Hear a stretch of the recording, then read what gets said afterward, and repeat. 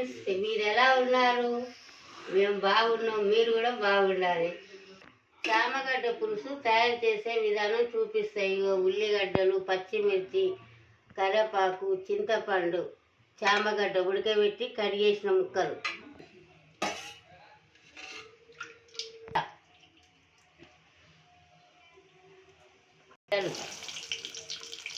పచ్చిమిర్చి, కరివేపాకు,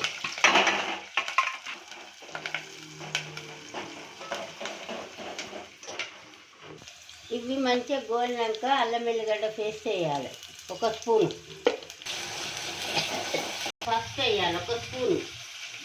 ఇంకా మళ్ళీ కలుపుకోవాలి. నిమ్మకాయ సైజ్ అంతా చింతపండు నానబెట్టుకొని రసం పోసుకోవాలి. 2 స్పూన్ల కారం వేసుకోవాలి.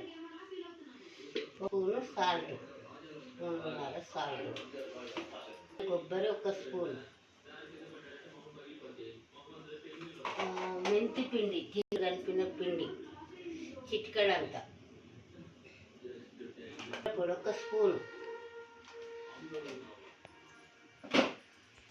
పులుసు మసిలింది చామగడ్డ గడ్డలు వేసుకోవాలి. ఇందులో వేసుకున్నాక 10 నిమిషాల సేపు మరగబెట్టుకోవాలి రసాన్ని.